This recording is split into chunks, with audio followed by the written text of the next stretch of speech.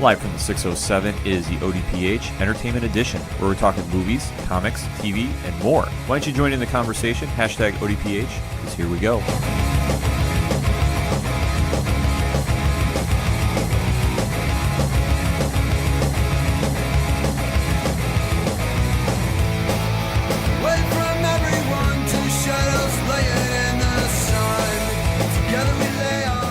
Welcome to another edition of the Ocho Duro Parlay Hour Entertainment Edition.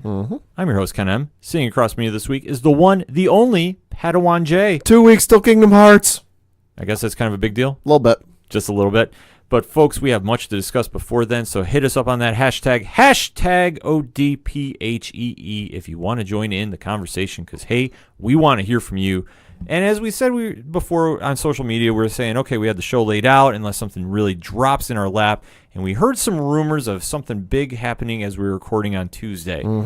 Boy, did Marvel decide to deliver. Well, not necessarily Marvel decided to deliver. This is more from Sony's end of things. And Tom Holland may or may not have forced their hands on the matter.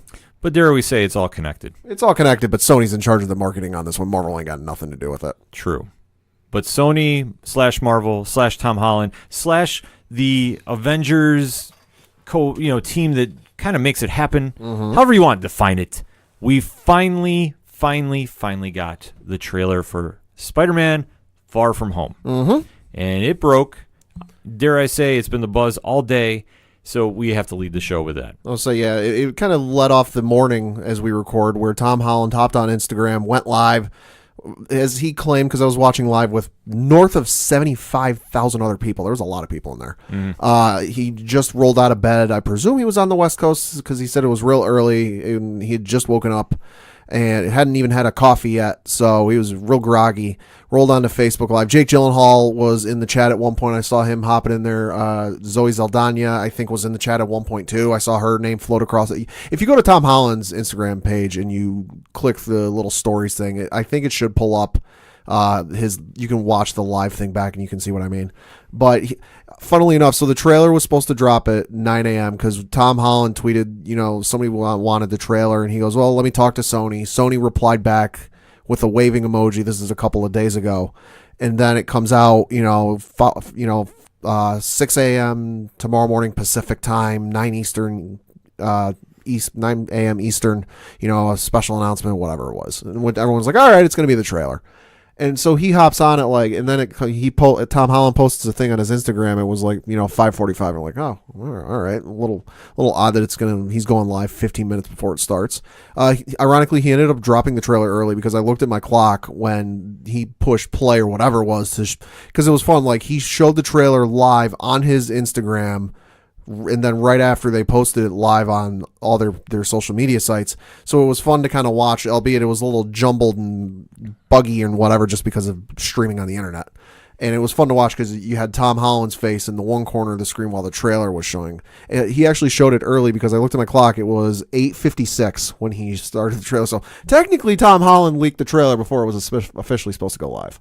Anyway, how you cut it, we finally got to see what all the hype has been about. Because there's been some, rumblings of, okay, what's going to happen here with Spider-Man, obviously post-Avengers Endgame. What does this have to entail? So, folks, we are going to be talking spoilers. So if you haven't seen the trailer and you want to watch it first, pause the episode and join in the conversation because we're going to kick into it in 3, 2, 1. Pad, what you think? I thought it was a great trailer. It definitely builds anticipation for the movie, and it also does a very, very, very good job at skirting around anything Endgame related. Yes, I agree.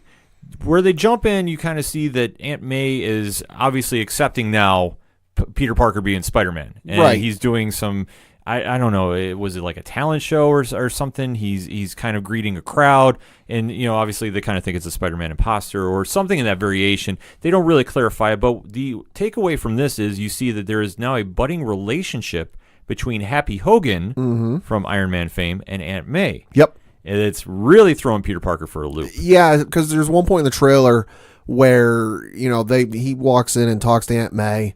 They have an exchange, and then Happy comes in almost, with a giant check in hand, and oh, is that a new dress?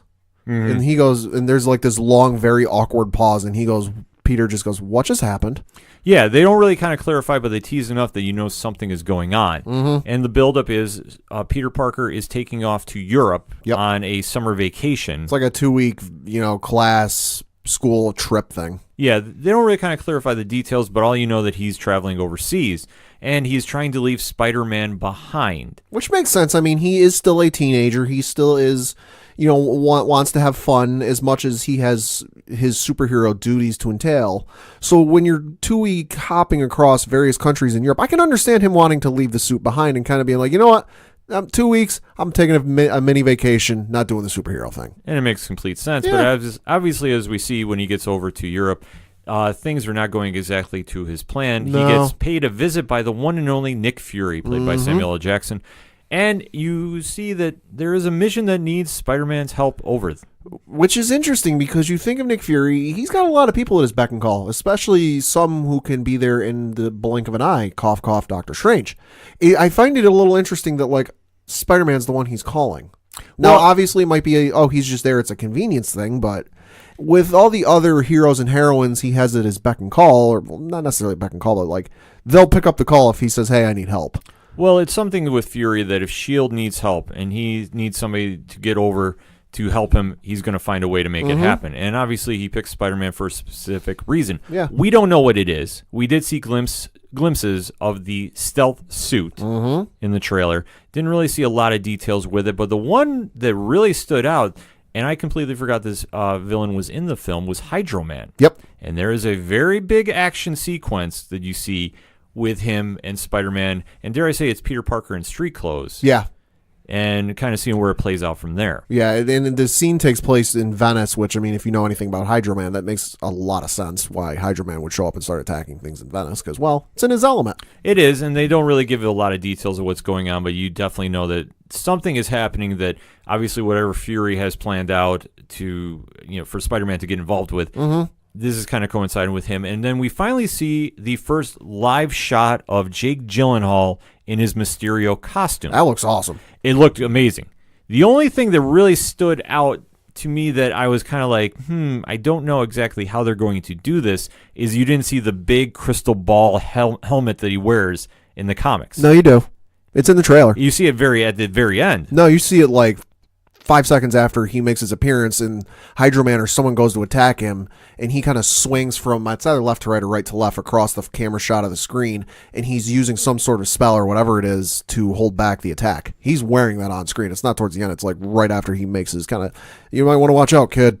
It was something I blinked and missed it because I did not see it till the very end. It makes the appearance not long after he shows up. All right, I'll take your word for it. But you see him without the helmet, and obviously you see it's Jake Gyllenhaal. Yeah. And then maybe it kind of suits up from there because there's just a lot going on with the trailer that it's kind of like, okay. And you kind of see now that there's a lot of action, a lot of humor, a lot of the same elements from the Homecoming, which I definitely liked. Yeah. And I definitely took away from it. I was like, okay, I'm definitely excited about the movie. And they don't touch upon Avengers Endgame at all. No, they don't, but there are certain things in the trailer that people are kind of picking up on and picking apart. Whether they have any actual tie-ins to Endgame or not, yet to be seen. But, I mean, there definitely is some stuff in there that people... Because you know how Marvel fans are, not just Marvel fans, but movie fans in general. If it is something Star Wars, Marvel, DC, you name it, fans are going to pick it apart and comb over it with a fine-tooth comb. So there's definitely some stuff in there that people are going, is that something that's possible linked to what happens in Endgame? We'll see. We'll see, but obviously I think with Spider-Man now being back after getting the Thanos snap, the devastation is, the term is. So obviously you know that this is post-Avengers Endgame. Right. This from what I understand and from a couple things I've read, this takes place minutes after the Endgame credits. Right. So going in with that, definitely a lot to take away from it. And there was one little tidbit that if you're looking for an Easter egg, because this is one question we constantly get asked on the social media. Are the Fox characters involved? Nope. No, there isn't. But the only thing that if you really want to buy into the whole conspiracy theory is there is a shot of Spider-Man swinging through New York City. And in the background, you see a rebuilding Avengers Tower. Well, it's the same location and it's the same spot where Avengers Tower was. However, it will not be Avengers Tower because, as Tony Stark referenced in a previous movie, I believe it was in Civil War, he sold off the building and had all of the important parts and memorabilia and items shipped upstate to the new Avengers facility. So somebody else owns the building, and it's somebody with a lot of money. Well, we are speculating here on the panel that it is Reed Richards of the Fantastic Four. Now, are they going to outright name him? No. But somebody's rebuilding that tower. Somebody's got a lot of money. Somebody's rebuilding it. We don't exactly know who. The popular theory would be Reed Richards. I'll say the popular theory, since Tony dropped that little tidbit, has been Reed Richards. But they hadn't been able to kind of really expunge on that fan theory until the Fox deal got announced. Right. So will we hear a little tidbit of that in this film? Maybe. They might hint at, the builder is really working on it and is having it geared towards a sciencey building of sorts. There might be hints that, like, it might be getting as close as they can legally at this point to saying it's the Fantastic Four without saying it's the Fantastic Four. Right, they're gonna tiptoe around that completely. Yeah, like they're not gonna outright say it is. So for everybody that's hitting us up on social media, no, they're not going to be mentioned or shown on screen. The Fantastic Four. You might hear a name drop, maybe if they want to clarify the rebuilt building, but we're not expecting that in any way, shape, or form. Also, we're not expecting to hear anything about Venom being mentioned this as well. No, even though Venom was greenlit for its sequel, and that's obviously coming. Sooner than later. Mm-hmm. Either way, the trailer for Far From Home definitely delivered a lot. Gave a little, enough that it's going to be a self-contained Spider-Man story. Yeah. Had a lot of the same action and adventure and humor that the first one had with Homecoming. And obviously Tom Holland has embraced the role. And it's going to be really interesting to see the direction they go with this, because this is going to be the next wave of Marvel's MCU phase. So this does kick off Phase 4. Right. So depending on where they want to go with this, it could be self-contained, or this is going to have a lot of answers that Endgame is going to raise the questions for. Mm-hmm. It could.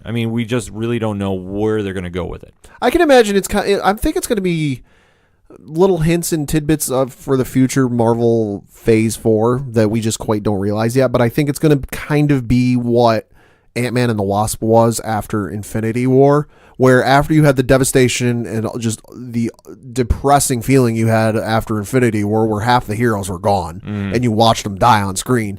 I get the feeling that this is going to be something similar to that, where, Endgame, while yes, it will be the climactic conclusion and presumably Thanos will be taken care of, and whether he's killed or imprisoned or whatever, the threat of Thanos will be stopped. I think there's definitely still going to be some ramifications out of that, including some possible deaths. I don't know. But I feel like that's going to be kind of the same thing as, all right, you had this big monumental thing happen, and now we're just going to come down a little bit while introducing some new stuff. Quite possibly. There's going to be so many different directions they're going to go with. I think this one is going to just be, I don't want to say a feel-good film by any means, but I think it's going to be just in a different tone than Avengers is going to be, because Avengers should be, I should say, the epic superhero film that it's been building for. Yeah. And obviously what comes next, Spider-Man Far From Home, isn't going to be on that level. No. But it's still going to be a good film. Oh, yeah. I'm fully expecting that. Yeah. So in closing for the segment, Pad, final thoughts on the trailer. Real excited to see it. Was kind of very interested when they announced Jake Gyllenhaal would be playing Mysterio. Great to finally see him on screen. I wasn't 100% sold on it because Jake Gyllenhaal for me is hit or miss in some of his roles. Mm-hmm. He's good in some movies. He's in other ones. This one, he looks amazing, and I can't wait to see it. Yeah, definitely was impressed with the special effects they had for this, and I definitely got to go watch the trailer to catch him in the helmet, because I missed that. I saw when Jake Gyllenhaal appears, and he kind of shoots like a green photon beam at Hydro Man, but I don't really remember seeing. I just remember seeing very vaguely at the end him kind of rushing at Hydro Man, and then you see the bubble start to appear. Right. Because that was one thing I was wondering if they're going to do, if they're going to keep the classic bubble, which I think they should. Yeah. Or if they're going to try doing like the 90s version where Mysterio just had like a green flaming head a la Ghost Rider. Right. I will say the other thing about this is I loved the little homage to the old school Spider-Man theme at the end of the trailer. Yes. Which gives me 100% hope for when Marvel finally does an X-Men movie, we will get something of the variation of the 90s X-Men cartoon theme. We can only hope, folks. Oh, I need it. But let us know what you think. What is your thoughts on the new Spider-Man trailer? We want to know. Hit us up on the hashtag ODPHEE. We're going to take a quick break. We'll be right back. Hey, this is Brian Wolf from Fair City Fire. You are listening to ODPH. the greatest podcast in Binghamton. Woo!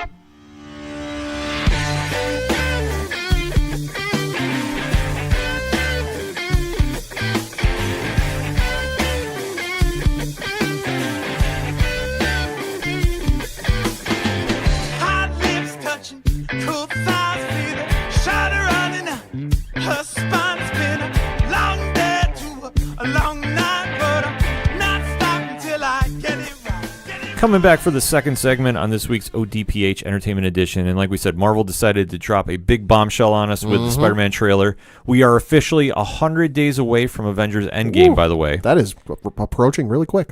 And not to be lost in the shuffle. Nope. Coming out this weekend, and if you live on the Northeast where they're saying there's a huge snowstorm coming, this is going to be perfect for you to binge watch.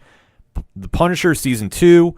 We talked about the teaser trailer before, but we got the full trailer. We'll say the teaser trailer kind of gave you a little bit of a appetizer, if you will, for what you're going to see. This one, it's like a full course meal. Right, and we are going to be talking spoilers in 3, 2, 1. Pad, what did you think? Holy sugar cookies, the violence in this one.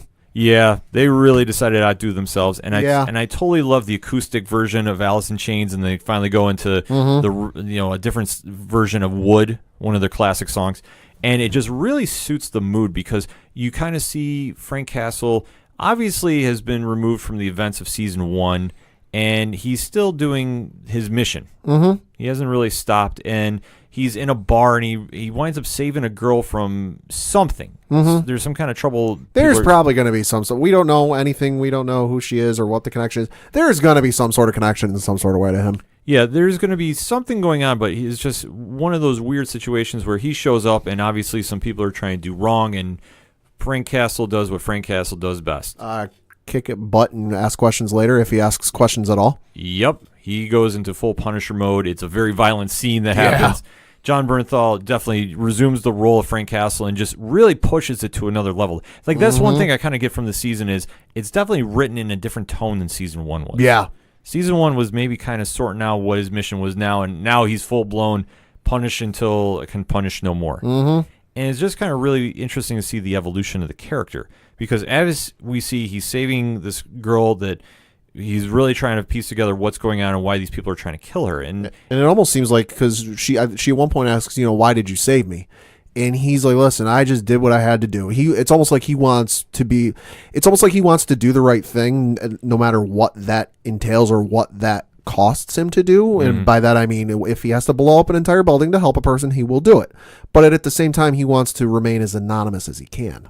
Right. And it's very interesting to see that, I mean, obviously, if you follow the Marvel 616 universe in the comics, the Punisher is arguably one of the most wanted people on the planet. Mm-hmm. So when he does something of epic proportion, there's a few people who want him. There's going to be a few people looking for him. And we're not talking, your local beat cop who's handing out parking tickets. Right. I'm surprised that we haven't seen a S.H.I.E.L.D.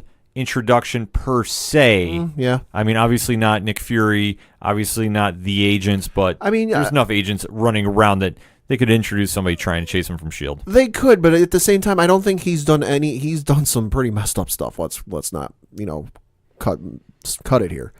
But I don't think he's done necessarily anything that's to the level that would it's kind of like when you're playing Grand Theft Auto, where you start off and it's just, it's just the local cops, and then you escalate all the way to the point, where the military's involved. Mm-hmm. If we're talking like GTA wanted level, it's like he's like at a 2 or 3 star wanted level. He's not quite at 5 stars where the military, aka S.H.I.E.L.D., is getting called in. At this point. That's true. At this point. But I'm just saying in the comics. Oh, in the comics, yeah. No, in comics, he's like automatic 5-star wanted level. Yeah, comics are a whole different story. But as we see, there's a mysterious group that is obviously trying to kill this girl. And we don't really know what's going on there. We just know that they have a character. The lead character is a man by the name of John Pilgrim, who is played by Josh Stewart. Yeah, who, if he looks familiar, he was Bane's right-hand man in the Dark Knight Rises films. Right, and we don't really know why exactly he's trying to kill this girl, but now he's made the Punisher's radar, and subsequently he's made theirs. Right, the only thing we know about the character is from interviews Josh Stewart has done, where he said the character is very by the books. It's very, you're right or you're wrong. There's no gray area. It's very, he takes things very literally. Right, and as we see, there's another factor that we see returning from Season 1, and that's Billy Russo, a.k.a. Jigsaw, who's played by Ben Barnes. And we kind of see the effects of the climactic scene Yeah. from season 1 where the Punisher horribly disfigures him. Yeah, and I remember watching that scene when the first season came out, and you got done with that scene, and I'm like, yeah, that's going to come back to bite him in the you-know-where. You know, it did, and I actually had this conversation with a few fans on social media when they first saw the pictures. And if you know how Jigsaw is drawn in the comics, and I understand it's obviously comics are a lot different than you can actually do with makeup. Sure. But it looked almost like the version that we're seeing on Netflix isn't as horribly scarred as the comics. The comics one, I mean, obviously is drawn a lot different depending on who your artist is. In this though, it kind of seemed like he's scarred, but maybe not to the detail that we're used to seeing in the comics. I think you can just kind of chalk that up to a budget thing. You know, maybe if they had a slightly bigger budget, they could have turned loose, but they did what they did with what they could. Right. I mean, like I say, is take nothing away from the character. Yeah. But it was just something that I noticed. I was like, well, you know, he's got some scars, but he's not like the comic version, which I know is a whole different character, right. A whole different setup. And as we see, he is wearing a mask, so to speak, that's a broken mask. Yep. And they really haven't said the detail of that per se, but obviously now enduring what he went through with his battle with Frank Castle, Billy Russo's got a lot more anger and a lot more emotionally unhinged issues to deal with. And then when he gets tied up with this group, first, you know, obviously when everybody's looking for Frank Castle, you know, your enemy becomes your friend there, so to speak. This is where it gets very interesting because we don't know who this group is. My original thought was it's a version of the Watchdogs, who we've seen on Agents of S.H.I.E.L.D., but obviously we wouldn't cross paths with, so to speak, unless this is going to be just a different version of them, as we've seen. Because it's not really specified who they are, just they have a lot of weaponry. Yeah. And they're very skilled at what they do, and they wear very unique masks. So that being said, you kind of see the Punisher doing what the Punisher does best. Yeah. And you see it also getting done back to him. And there's also a line in there which the mysterious girl mentions, like, aren't you worried Jigsaw is going to kill you? And he's like, no, because I'm the one who does the killing. Right, and he says that right as he's getting stabbed in the chest with a Bowie knife looking thing. Yeah, this is one, obviously, when you know you're watching the Punisher, you know this is as extreme as it gets. This is one you don't watch when the kids are in the room. Absolutely not. This is one that you kind of go, okay, this is as brutal and as in your face as you're going to see on TV. Without question. Yeah. So obviously going in with this, there's a lot more questions than we saw, but the tone that we see is he's now established his mission, and you kind of see that the mission is now getting more refined. Yeah. Of just, he's trying to do good even though he doesn't think he is, so to speak. And obviously he's just unleashed his fury and he's accepted that he is who he is. Yeah. That he's just the one-man killing machine that is the Punisher. Oh, yeah. And as you do see some glimpses of returning cast from season 1, and obviously they know that Jigsaw is now coming after everybody that Frank's connected to. Which, under normal circumstances, I'd be a little worried, but it's Frank Castle. He'll be fine. Well, you would think, but obviously whatever direction they're going to go with, because I think where they went in season 1 is obviously establishing Frank's past and understanding why he does what he does. Now, he obviously with the events that happened in season 1, he's a different character. How he's going to react to this, and especially he is wearing his armor chestplate skull imprint a lot more in this season. Oh, yeah. Than he is. Oh, yeah. If that's supposed to represent, I'm not going to say his costume because I hate saying that involving the Punisher. It's his outfit. It's his outfit, but it's definitely not his superhero costume. Right. But you recognize the symbol, and obviously when he's putting that on, I don't know if he's just embracing the persona of this is what his mission represents, and it is the ultimate Endgame, not to tie into Avengers by any means. But going in with this, Pad, what's your overall feeling now for season 2? I'm more excited to see season 2 than I was before. Season 1 was incredible, lots of twists and turns that I didn't see coming. I'm excited to see them build off of that and see where it goes from here and just really turn things up to 11, which Lord knows it looks like they're doing. Obviously, with what's going on with Netflix and Disney Plus and the whole drama, we know this is going to be the last season on Netflix for The Punisher. For them to build a strong following, for them to return, this season has got a lot riding on its shoulders. From what we see, this is going to be more to your traditional Punisher story than season 1 was. Not saying season 1 was bad by any means, because I thought it was actually very well done. Yeah. But season 2 is going to have more of I don't want to say heroic feel to it, but I kind of do, even though the Punisher is your textbook anti-hero. Mm-hmm. You're going to see more of, him trying to do good, albeit his manner of justice is a lot different than your typical superhero. And I think with this season, you're going to really see what the Punisher is truly made of and where his place is going to fall in the MCU. I'm very excited to see it.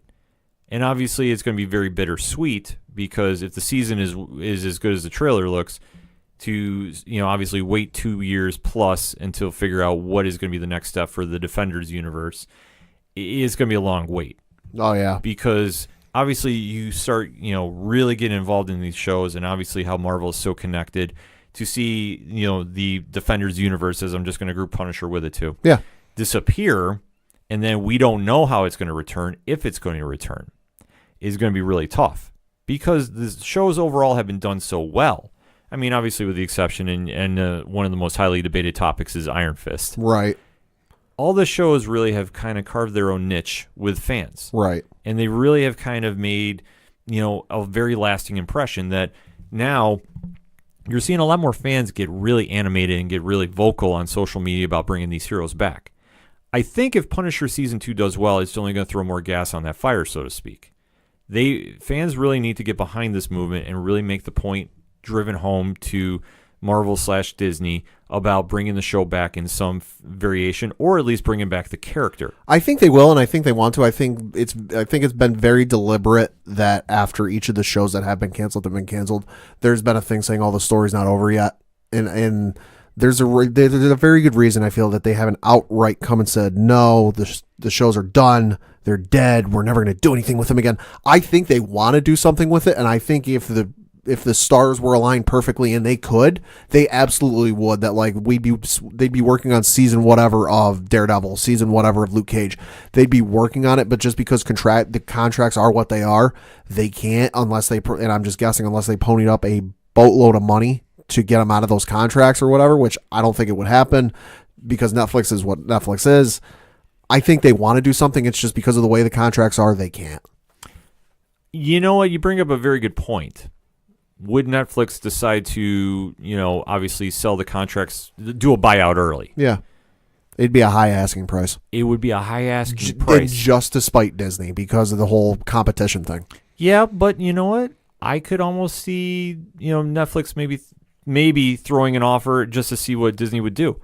And I would not doubt. I'm not saying it's going to happen, but I wouldn't doubt they would at least be entertained. I don't think it'd be Netflix throwing them a bone. I think it'd be Disney going, "What's your price?" Well, I think they would. And I think Netflix, they'd pass them the proverbial blank check and go, "What's your price?" Right. And I think if Netflix threw them a number back, I think it would be entertained. I think they would have done it already. It's just because, as we discussed on previous shows, all their lawyers are tied up with the current Fox deal in various countries around the world. So I think if that weren't the case, they might be a little more focused on this. But like I said, they're focused on Fox so much that they can't really. Netflix and the whole contract thing is a minor drop in the pond. Right. But it's not to say it's completely out of the realm of thought. No, it's not. No. So obviously, depending on how the success of Season 2 of Punisher is, and obviously it looks great from what we've seen so far. Yeah. To say that it couldn't spark maybe some more added interest to get the Defenders universe released from the contract early is not out of the realm of thought. I think, you know what I think it might be? I think they might even hold, because the way the contracts work it's 2 years, I think, if I remember right, after the shows are done. So with the Daredevil, Luke Cage, and Iron Fist, it's 2020. With Punisher and Jessica Jones, it's 2021. My guess, and this is just me spitballing off the top of my head, if a scenario like we've been discussing were to happen, it wouldn't be until after Jessica Jones is done, just so they can go. Right. Just so they can go, we want the whole bunch, release them all at once. We're looking, I would say at the earliest, if this was going to happen, fall. Right, which by then the Fox deal will be done. That'll be announced, and they'll have plenty of lawyers and various people to look at it and get it working. Right, because if they could somehow tie it all in, 2020 could be a huge year for Marvel. Not that they're already not expecting it with Disney Plus, but just to tie that into effect, that if Punisher can at least continue the momentum that Daredevil getting canceled has started, and even Luke Cage and Iron Fist. Yeah. But when Daredevil Season 3 got canceled right after it came out, or Daredevil got canceled right after Season 3 came out, excuse me, this is where this could really let the fans make their voice heard. Right, and if I remember seeing an article over the weekend where Charlie Cox has kind of officially endorsed bringing the character back. Yeah. There's a petition online, if I'm not mistaken, that is north of 100,000 signatures to bring the character back, and even Charlie Cox has recently endorsed bringing the character back. He wants to keep playing Daredevil. He would love to do a Spider-Man movie with Tom Holland. You know, it's just a matter of things got to work out right. Things definitely have to work out right, but it all hinges on the success of the shows as they're leaving Netflix. Punisher is going to be coming out on Netflix this weekend, so check it out. Let us know what you think. Hit us up on that hashtag ODPHEE. We're going to take a quick break. We'll be right back.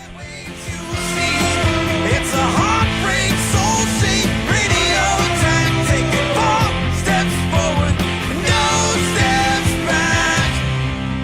Hey, this is Vince the Common Man Ciatoy, local MMA fighter, telling you to keep on listening to the ODPH, the 607's up-and-coming newest podcast.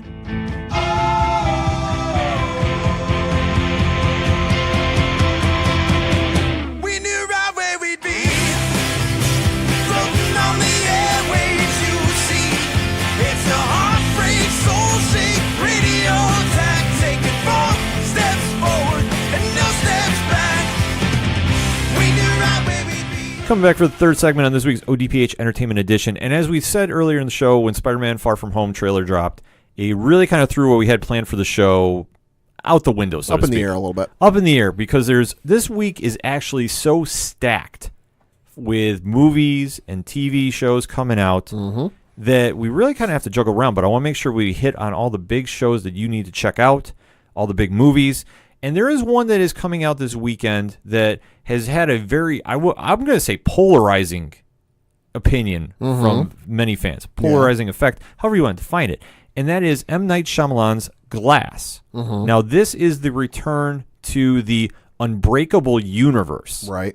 Which is, if you haven't seen Unbreakable, Bruce Willis, he plays a man that, you know, basically has superhuman abilities. It's that he's, you know, I don't want to spoil the movie, but he has, you know, obviously he's unbreakable, so to speak. Sure, as the title would suggest. Yes, and you kind of see him going one-on-one with Samuel L. Jackson, who is the, I don't want to say like Dr. Doom, but he's like the criminal mastermind. Sure. And obviously there's a lot more going on with him that you realize.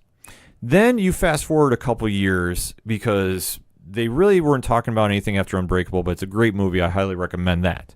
Then you go to Split, where you see James McAvoy, playing 21 different characters. Right.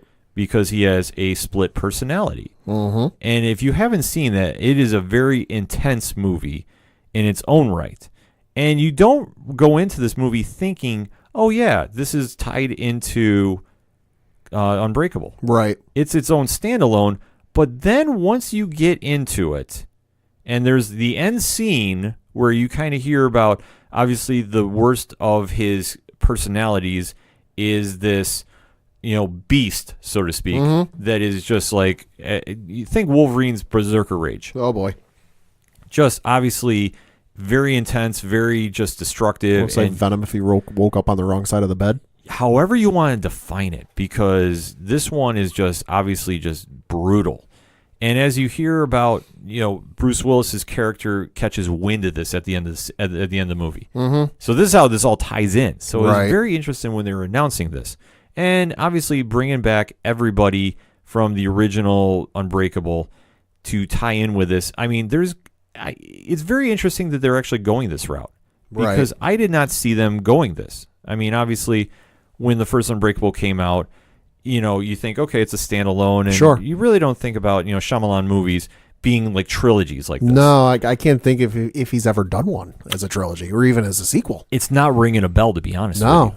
It's all kind of one and dones. Yeah, and as you see, you know, with Samuel L. Jackson's character, who's Elijah Price, who refers to himself as Mr. Glass, because, I mean, he has his body is the rare disease that it breaks very easily. Right. So he's trying to figure out how Bruce Willis survives, and it has his invulnerable skin.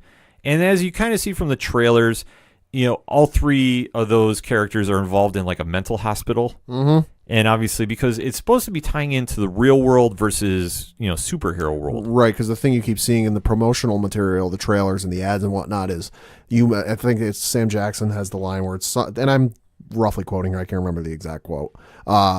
You think superheroes and villains are fake? Well, they're very real. Yeah, and it's just very interesting to see like how it's getting blended real world versus superhero world. Yeah. I mean, that's kind of what it is. I mean, not digging really too much into the trailers because we've already talked about the trailers on the show before. But going into the movie, the reviews have been very mixed. Right. So what I want to see out of this is I just want to see it compete with the quality of Unbreakable and Split. Sure. And I really want to see how they're going to do this trilogy because for me, like I said, Split I thought was going to be a standalone.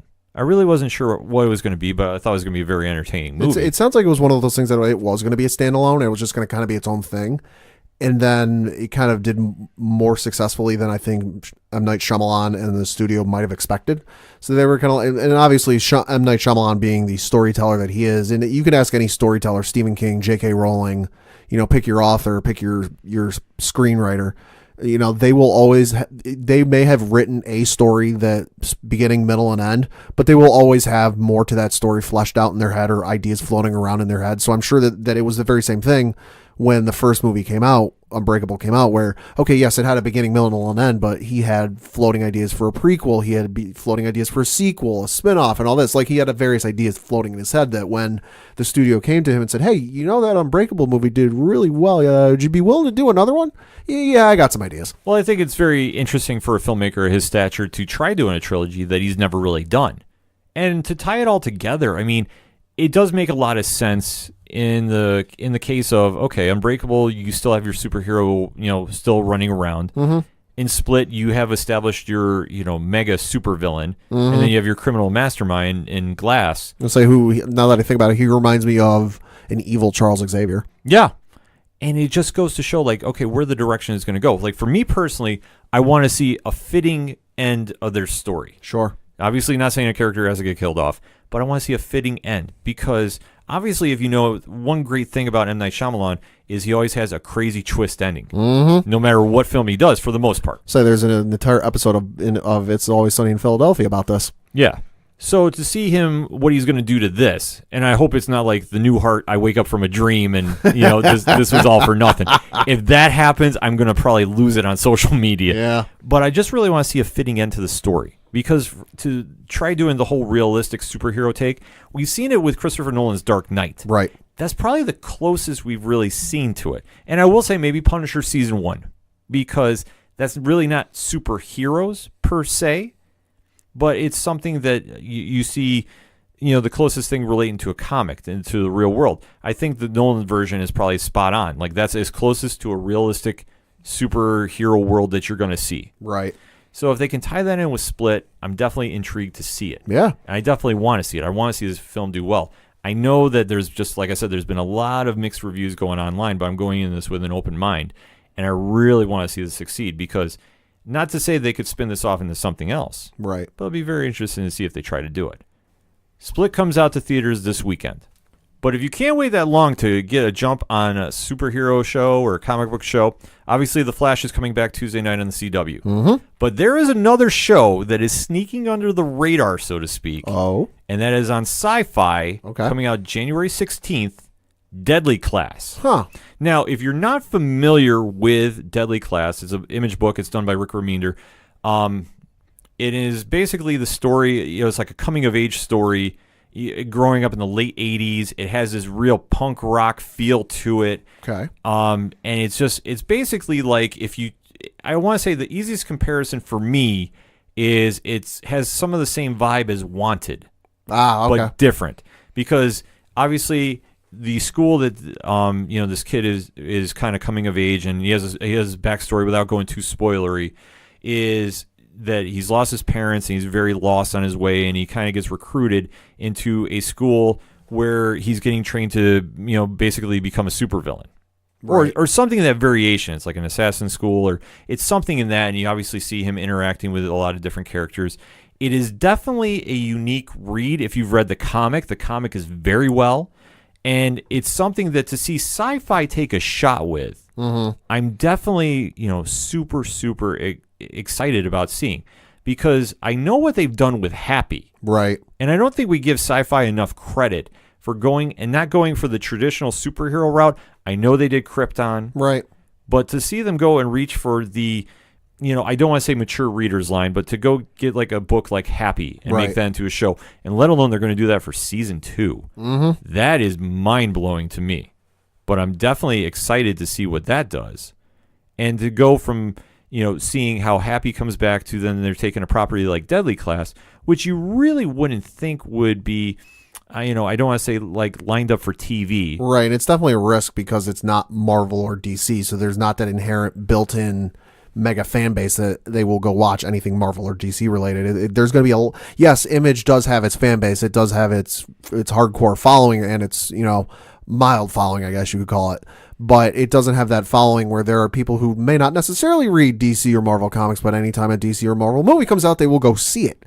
So it's definitely a risk because there's going to be a lot of people that might see an ad for it and go, that looks interesting, but I have no idea what this is. Right. And for how the promotion has been done for it, I think is very well. Yeah. I mean, it's the one thing that when you're watching this, they actually put the episode out online early. So the pilot's been out. Right. I've seen the pilot. Okay. I don't want to talk spoilers because I honestly stand by this show enough that I think you should watch it yourself and make your own opinion.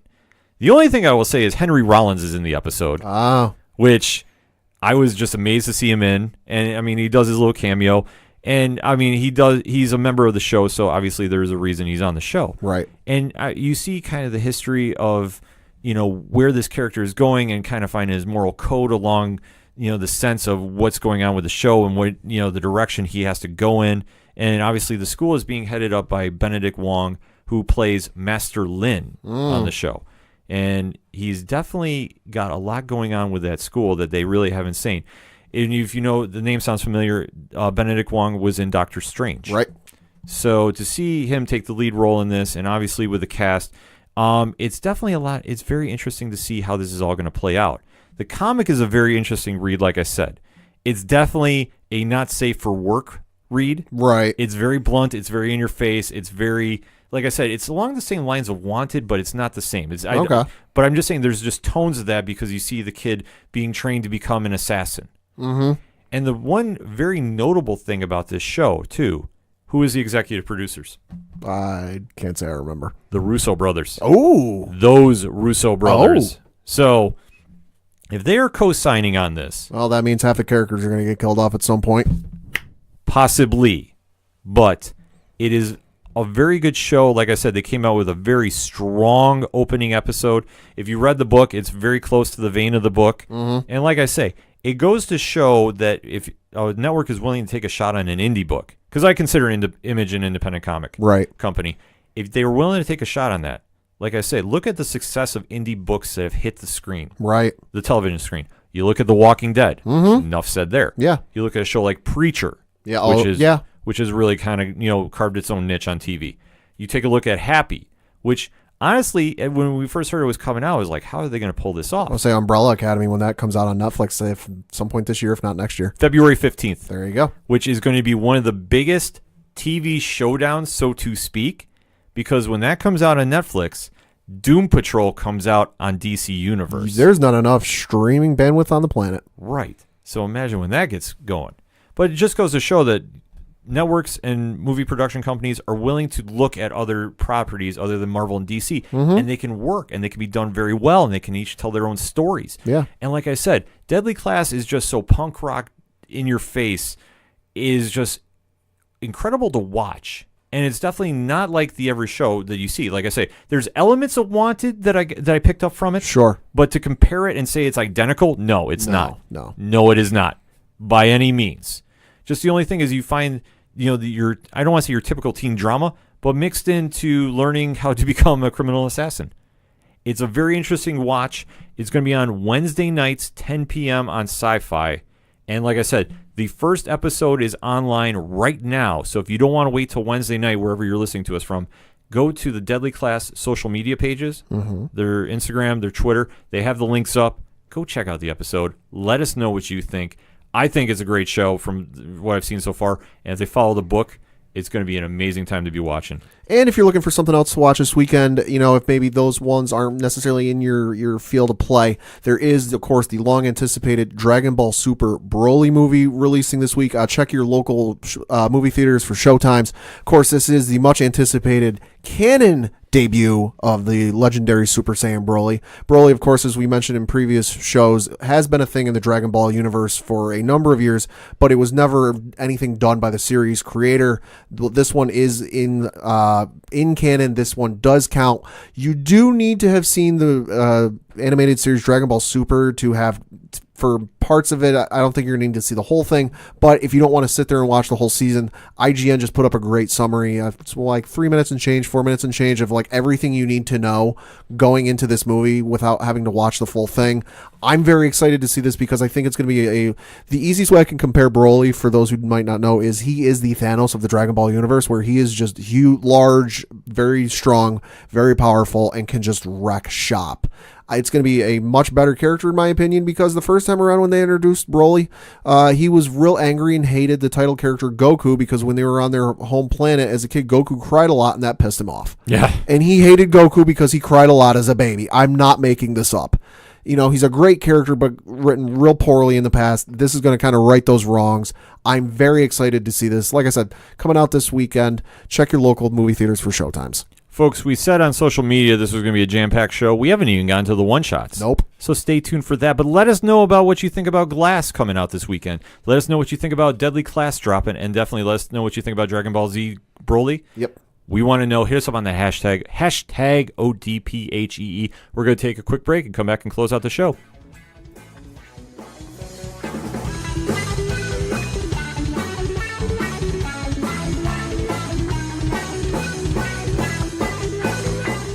Hey, I'm Mike Pappy from Rye Bread, and you're listening to the ODPH.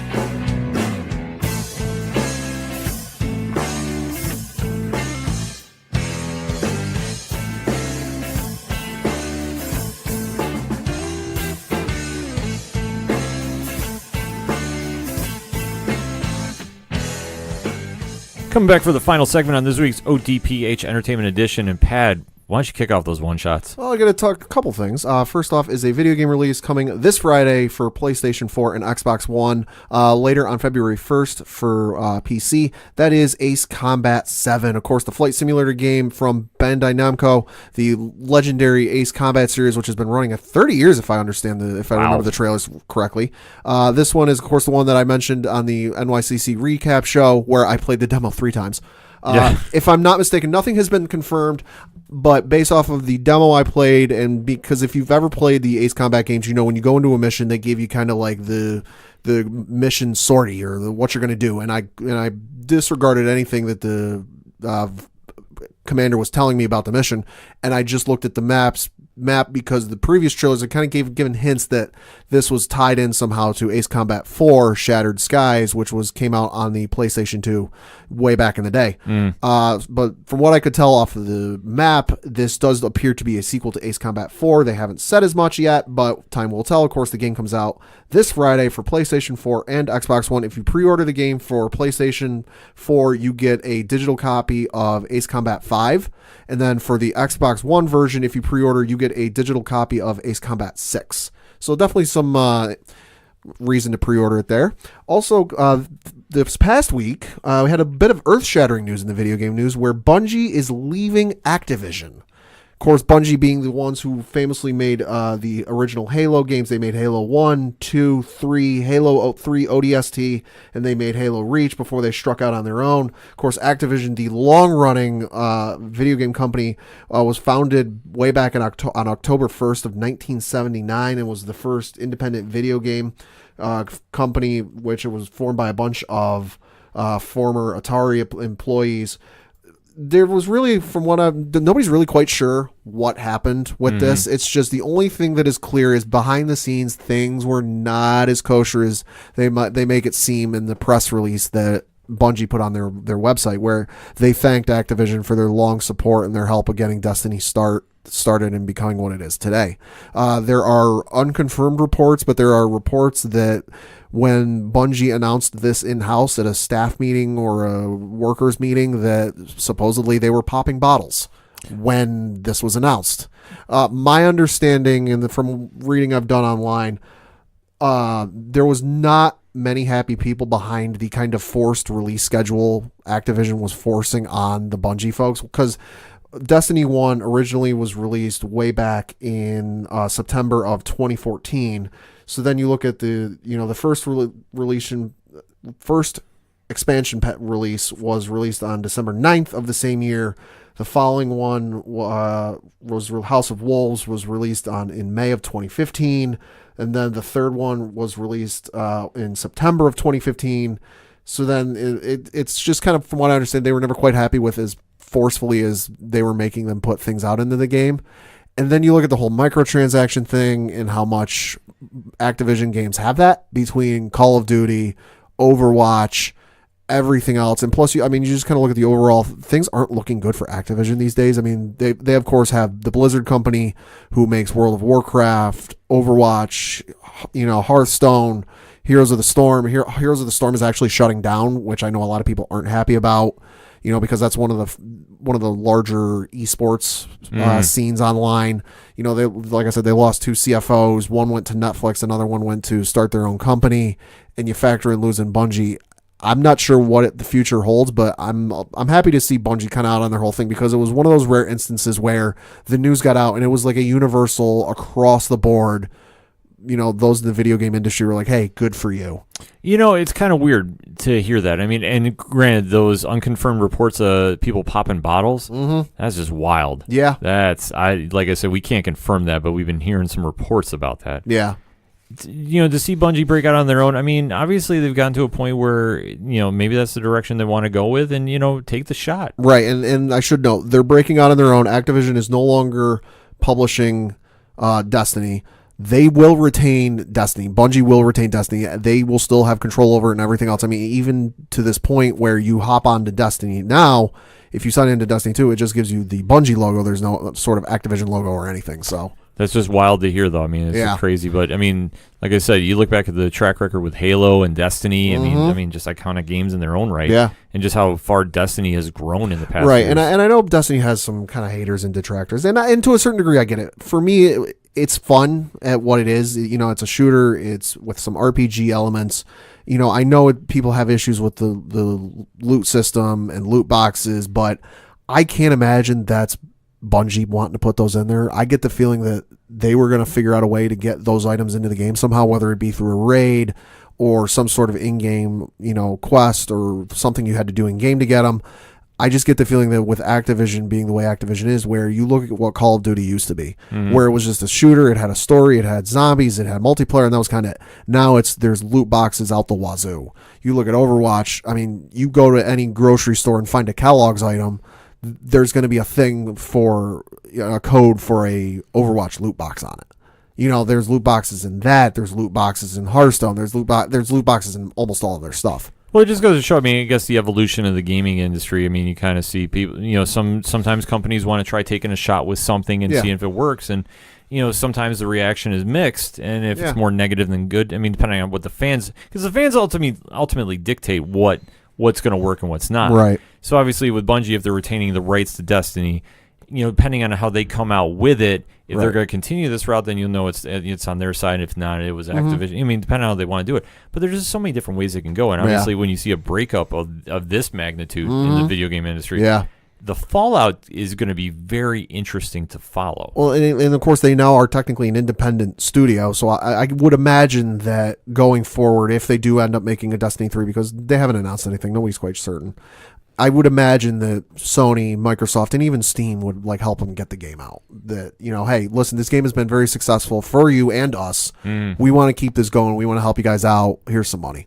It's going to be very interesting to watch. So if you're a video game fan, obviously keep your eyes peeled for some breaking news on that, because obviously the ramifications of whatever the wild stories are breaking out, just I mean the overall fact we can say is they are definitely separating and going their separate ways. And to see what both companies do in the near future is going to be something to watch. So for my one shots this week, I mean, man, I covered a lot this week with talking Deadly Class. That was going to be my one shot, and I'll still recommend it again. But my other show that I was really amped up to see this week delivered, and that was True Detective. Yeah. I won't go too spoilery. Just it was everything I wanted to see in episode 1 and 2, because they did show back to back in the same vein of season 1. But the big takeaway that I did have from that night was the Game of Thrones trailer was released. Teaser trailer, not a full blown. It was a teaser trailer, but it did enough. We know that officially Game of Thrones is coming back to HBO April 14th. So I start doing your math on when you need to start and finish your rewatch in time for the new season.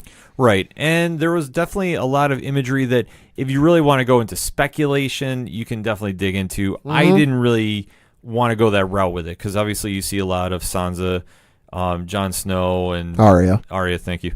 And it's more or less focused on them. You don't see any other characters really involved. You kind of see some flashes here and there, but not enough. I mean, if you really want to go digging into theories, I mean, there's a lot online. Well, Game of Thrones and fan theories go hand in hand. Right. I mean, there's just so many different directions you can go with it. When we get closer to the season premiere and obviously see some more footage, we will definitely be breaking it down here on the ODPHEE. Say we're still like 4 months away, so we got some time. We've got a lot more to cover in the upcoming weeks, so stay tuned for that. And honestly, that's all I got for this week. Pat, how about you? That's all I got. So let's wrap it up. You can hit us up on the social media. OchoDuroParlayHour.com has our links to all our social media and where you can find the podcast and all the music that you hear on the show as well. So check that out. For Padawan J, thank you. I'm your host, Ken. Thank you as always for listening to the Ocho Duro Parlay Hour Entertainment Edition. See you next time.